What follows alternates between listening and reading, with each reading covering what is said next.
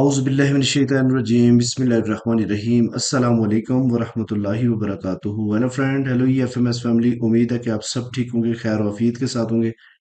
एक बार फिर आपको इंट्राडे ट्रेडिंग के इस एपिसोड में हम वेलकम करते हैं और आज फोरकास्ट करने वाले हैं कि गोल्ड आज अपनी नौयत की लिहाज से कैसा रहेगा।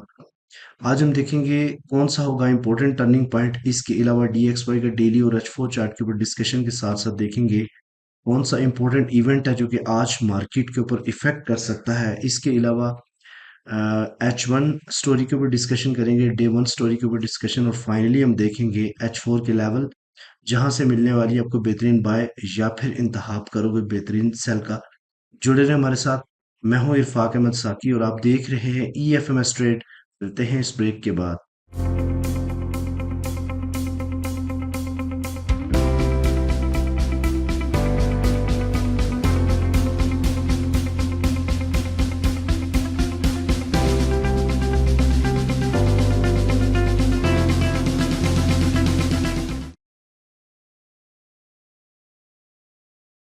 वेलकम फ्रेंड, अगर आप न्यू हैं और अभी तक आपने हमारा चैनल सब्सक्राइब नहीं किया तो सबसे पहले चैनल को सब्सक्राइब कर लें, बेल आइकन पे क्लिक कर लें ताकि रोजाना की वीडियो बनाओ उसकी नोटिफिकेशन आपको मिले और आप उसी टाइम वीडियो देख के ट्रेड को प्लान कर सकें। इसके अलावा आप इस व्हाट्सएप पे आप मैसेज कर सकते हैं अगर आप प्रीमियम ज्वाइन करना चाहते हैं। तो हमारी टीम आपको सपोर्ट करेगी और गाइड करेगी कि आप फ्री में प्रीमियम का हिस्सा कैसे बन सकते हैं। चलें जी, सबसे पहले आज के इवेंट के हवाले से हम बात करते हैं। तो ट्यूसडे 25 जून 2024 आज दुबई टाइम के मुताबिक 6 बजे एक मीडियम इम्पैक्ट न्यूज़ है। CS कंपोजिट का डाटा आना है। इसके अलावा 7 बजे CB कंज्यूमर कॉन्फिडेंस का डाटा है जो कि मार्केट में काफ़ी इफेक्ट कर सकता है। ठीक है। इसके अलावा साथ ही एक मैन्युफैक्चरिंग इंडेक्स का डाटा आएगा। तो आज के दिन जो 7 बजे डाटा आएगा इसके ऊपर मार्केट जो है ना वो $10 से $15 मूव कर सकती है। उससे पहले मार्केट रेंज बाउंड रह सकती है, उसकी भी हम इंशाल्लाह डिस्कशन करते हैं। तो सबसे पहले DXY के हवाले से मैं अगर आपको बताऊं तो मैंने आपको पहले भी बताया था कि मार्केट जितनी पंप हुई है थोड़ा सा रिट्रेस लेगी डाउन साइड की तरफ, और ऐसा ही हुआ कि मार्केट अब डाउन साइड की तरफ आ रही है। और यहाँ पे आपने देखा कि ये कैंडल जो अभी इस वक्त करंटली चल रही है H4 के ऊपर, अगर ये क्लोजिंग 105.3 से नीचे दे देती है तो फिर मजीद मार्केट जो है ना इस पॉइंट को 105.1 को टच कर सकती है आज के दिन, फिर पुल बैक होगी। ठीक है। उसके अलावा अगर हम बात करते हैं डेली की, तो यहाँ पे आप देखिए मैंने आपको पहले बताया था कि एक बेरिश इनगल्फिंग बन गई। ठीक है, और मार्केट ने बिल्कुल रेजिस्टेंस के ऊपर बेरिश इनगल्फिंग बनाई है डे 1 की, और ये कैंडल इसका रिट्रेस कर सकती है, यानी 105.6 में जाके फिर दोबारा से शायद नीचे की तरफ ब्रेकआउट करे। ठीक है, और अगर नीचे की तरफ ब्रेकआउट करती है तो गोल्ड एक बार फिर जो है ना वो अपसाइड की तरफ मूव दे सकता है। टर्निंग पॉइंट के हवाले से हम बात करते हैं तो सबसे पहले आज का टर्निंग पॉइंट नोट कर लें। 2330.9, 2330.9 आज का टर्निंग पॉइंट है। मार्केट एग्जैक्टली इससे नीचे है तो हम सेलिंग को प्रेफर करेंगे, और सेलिंग का जो पहला टेक प्रॉफिट होगा वो 2323 का होगा। ठीक है, यहाँ से मार्केट दोबारा पुल बैक कर सकती है, और फिर सेकंड जो होगा ना वो 2319, और फाइनली जो है ना वो आज 2310 तक मार्केट भी पॉसिबिलिटी है कि जाए। और अगर इससे ऊपर M30 क्लोज करती है इस 2330.9 से तो हम बाइंग बनाएंगे, और बाइंग का जो पहला टेक प्रॉफिट होगा वो बहुत करीब इसलिए कह रहा हूँ कि मार्केट रेंज बाउंड है अभी। ठीक है, 2335 के पास। उसके बाद सेकंड जो टेक प्रॉफिट आप रखोगे वो 2344 का, और फाइनली जो है ना वो 50 का रख सकते हो, क्योंकि यहाँ पे मार्केट जितना भी फ्राइडे वाले दिन डाउन साइड पे गई थी उसका 61% रिट्रेसमेंट भी है। ठीक है, अगर मार्केट 235 आगे फिर लेवल आपको H4 और H1 के ऊपर मैं डिस्कस करूंगा तो आपको ज्यादा समझ आएगी। ठीक है। थोड़ा सा टाइम कम की वजह से मैं दूसरे पेयर के टर्निंग पॉइंट नहीं बताऊंगा, आपको गोल्ड के हवाले से ही गाइड करूंगा, तो अपने प्रॉपर अंडरस्टैंड करना है। सबसे पहले हम बात करते हैं H1 स्टोरी के ऊपर। तो इसको अपने थोड़ा सा गौर से समझना है ताकि आपको आज की ट्रेड प्लान करने में आसानी हो। मैंने आपको पहले भी बताया था कि मार्केट का एक बड़ा गैप मौजूद है ऊपर। पॉसिबिलिटी है कि मार्केट फ्राइडे तक इस गैप को फिल करने की कोशिश करे। अभी आज के दिन भी हो सकता है स्पाइक लगा के आ जाए, लेकिन इम्पोर्टेंट एक पॉइंट था वो था 2349 का। ठीक है। ये एक रेंज बना रहा हूँ आपको 2345 से लेके 2349 तक का। ठीक है, ये बहुत इंपॉर्टेंट एरियाज हैं सेलिंग के लिए, यानी 50% और 61% जो लेवल्स गोल्डन बनते हैं, यहाँ पे मार्केट पॉसिबिलिटी है जाए वो टच करके फिर दोबारा सेलिंग बनाए।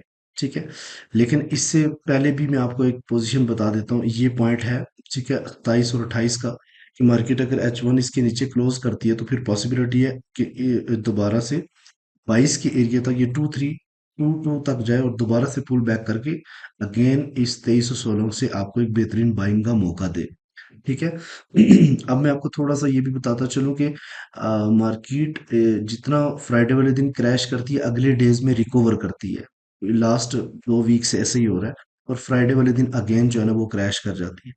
लेकिन नॉट इम्पोर्टेंट कि इस बार भी ऐसा ही हो, लेकिन हमने टेक्निकली देखना है कि अगर आपने बाइंग बनानी है तो वो बेहतरीन बाइंग जो होगी ना वो 2316 और 2307 का एरिया होगा। ठीक है, और अगर सेलिंग को आपने देखना है वो 2342 और 2349 का एरिया होगा। जब तक बेहतरीन आपके पास पोजीशन आए तब तक आप वेट किया करें या फिर आप सीपी ट्रेड किया करें। ठीक है, मैंने आपको जैसे H1 का आप फेयर वैल्यू गैप बताया था, तो ये गैप जो है ना ये स्टार्ट हो रहा है 2340 से लेके 2360 का, ये $20 का बड़ा गैप है जिसको मार्केट फिल कर सकती है। जैसे मैंने कल भी आपको बताया था कि 24 तक मार्केट जाएगी, फिर डाउन साइड पे जाके फिर अगेन पुल अप होगी, तो कल माशाल्लाह अच्छे लोगों ने बाइंग के अंदर जो है ना वो प्रॉफिट बनाया है। इसके अलावा अगर हम बात करते हैं डेली की, तो मार्केट ने कोई इतनी बड़ी मूव दी नहीं है कि कोई लेवल ज्यादा चेंज हो। तो कल के दिन मार्केट ने पुल बैक किया, ठीक है, रिट्रेस किया, और रिट्रेस इसको 38% भी मार्केट ने अभी रिट्रेस नहीं किया। इसको आना चाहिए था जो है ना 42 के एरिया तक या 49 के एरिया तक, लेकिन पॉसिबिलिटी है कि आज मार्केट पुल बैक करके इस एरिया को टच करे। ठीक है, लेकिन सेलिंग के चांसेस ज्यादा है।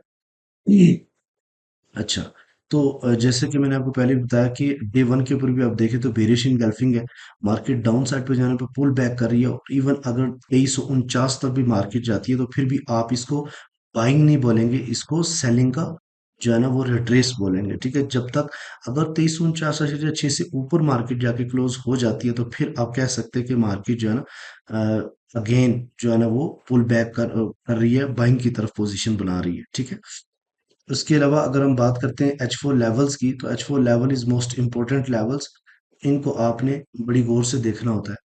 ठीक है, सबसे पहले मैं आपको बताऊं कि जैसे कि ये एक ट्रेंड लाइन मैंने ड्रा की थी, तो मार्केट रेंज बाउंड होने के बाद उसको पुल बैक आर्जी तौर पर किया था, और फ्राइडे वाले दिन अगेन वापस मार्केट इसके अंदर इंटर हुई।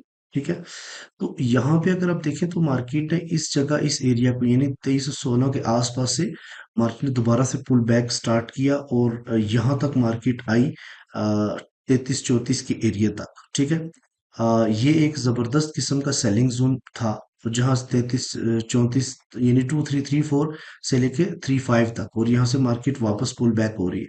अब हम ये देखते हैं कि मार्केट कहाँ से हमें एक बेहतरीन बाइंग और सेलिंग दे सकती है।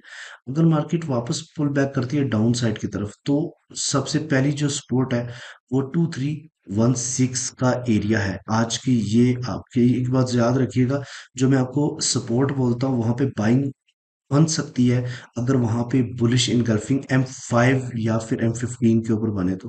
इसके अलावा अगर नहीं बनती तो आप मार्केट इसके नीचे सस्टेन करती है तो देन 2301 का एरिया होगा, और फाइनली जो है ना वो 2282 और 2277 का तो है ही है।